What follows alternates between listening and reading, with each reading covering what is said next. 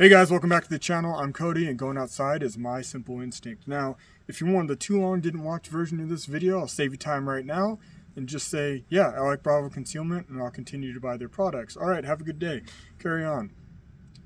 For those of you that are actually interested in the review, let's get into it.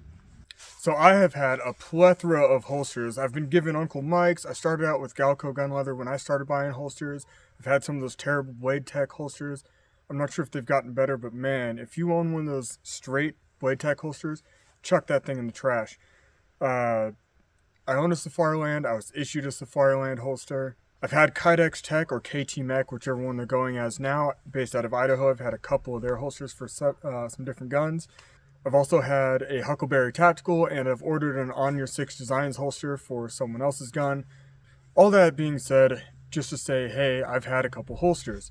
So for this gun, I actually have these holsters set up for this gun in this light, but I also have another Bravo Concealment holster as well as the Safariland that are for a Streamlight TLR1. Those are at the house. That's just to say that I have another holster with a different light from the same company, so that adds a little more variety to my experience with Bravo Concealment. The one I have at home doesn't have this retention. It's an older generation, so this is new to me, but we'll talk about that later in the video. So before I start talking about these products, I gotta say, what is my relationship with Bravo Concealment? Of course, they have no idea who I am. I'm just some dude on YouTube, and I bought all these products with my own money. Alright, first holster I want to talk about, and the first thing on this holster, is the Glock 19 with the TLR7A IWB, or inside the waistband holster, that I have here.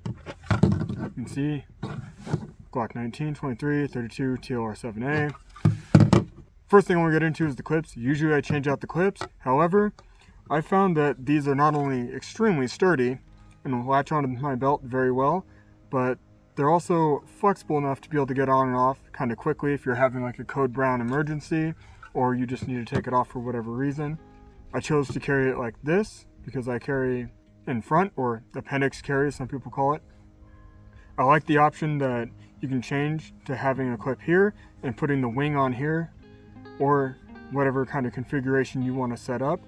I feel like this would also be decent enough that if you really wanted to, you could make this your one and only holster, and you could just flip the clips around like I used to do when I had one holster, and have it as your OWB as well. I just chose to buy a second holster so that way I didn't have to bother with taking the clips off every time I wanted to change how I was carrying. I really enjoy this type of clip design. I have one on a custom Kydex sheath that I have for my Tops knife, and it's the same kind of clip where you just slide it on over your belt and it keeps itself on there. I like to scout carry this when I need it, and I find that this works really well for me. Some people like these enclosed clips that you can't remove or won't come off your belt in any scenario. And if that works for you, hey, good for you. So as far as the clips go, 10 out of 10, love them. This did come with the wing, so if you want to be able to kick the butt of the gun in a little bit, you can, but that's not my carry style. I don't use it. The wing itself, I would say, is pretty sturdy, and I like the design, but it's not something that I like to use. As for the thickness of the Kydex, usually when I go to KT Mech and order from them, they have Kydex thickness options, and I usually go with the .08, which is more of a duty thickness. I'll say for the Kydex itself on these holsters, it's very strong, and I don't worry about it breaking under any conditions that I'll experience in my day-to-day life. Something else I like about their holsters is this open front design, so it's easier to clean the holster. I've had some other holsters that are completely sealed, and I found that a lot of junk gets stuck in the bottom and it's hard to get it out. So I like this design a lot better. Also, if you have a threaded barrel, you're not going to run into any issues with this. So the last thing I want to say, and I'll bring in the other holster, is this retention system. For me personally, I haven't really seen any significant adjustment in retention. I feel like the minus and the plus, I've had it all the way both directions. I feel like it's the same, it doesn't seem to change. And even when I fully remove the screw, you can see the two pieces of Kydex are still touching regardless of the screw being there or not. And I feel like that's due to these rivets being so close to the retention location. So how is the retention? Alright, before I do any weapons manipulations here on the table, we're clear. No magazine in the chamber, etc. So, both of these holsters have a little bit of play in them.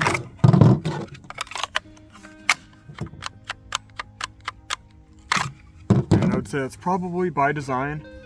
I actually like having just that little bit of play in there because it gives you the opportunity to get a good grip and get momentum to come out of the holster. Do you really need momentum to come out of the holster? Probably not. The retention isn't that great that you're struggling to pull this out. However, I feel like it makes for a nice smooth acceleration coming out. If that's going to bother you, then maybe this isn't the holster for you. And you can see I have this one all the way tight, and that screw, I'm not kidding, is very tight. And even still, you can see, get a little bit of play. However, at no time do I feel like this will fall out on its own. It's just not going to happen. So if you're worried about noise, or you're moving around, that could be an issue, but I haven't found that to be a problem for myself. So we talked about the inside the waistband. Let's go over a couple things about their outside the waistband holster real quick. So just a couple differences here. You can see a few design things are different on the front, whereas the back is mostly the same. This one has a much larger wing here and is kicked in a little bit to make it better for wearing outside on your hip. Like I said, you could do it with this one, but it just wouldn't be as comfortable. You can also see the changes on the front. This one is closed, which I find to be a little bit annoying because I wear this one when I'm out hiking through the woods or hunting or fishing by myself or somewhere I find that this type of carry is going to be better for me, which is usually the places where I get more junk inside the holster anyway. It's a little bit harder to clean, but you can see if you have a threaded barrel, you're still not going to run into an issue. That was good foresight on Bravo. As far as these clips go, same thing, very sturdy. I don't see any issues with them, so I didn't change them out. I have in the past ran this same style open-end clip on my outside the waistband, so if I do want to take it off real quick, I can, but I haven't found the need to do that this year. In conclusion, with just the holsters, I'll say I like them both. I'll continue to buy their products. I think for the price point, it's extremely hard to beat. These guys come to market and undercut everyone else and still make a pretty good product. So let's move on from the holsters.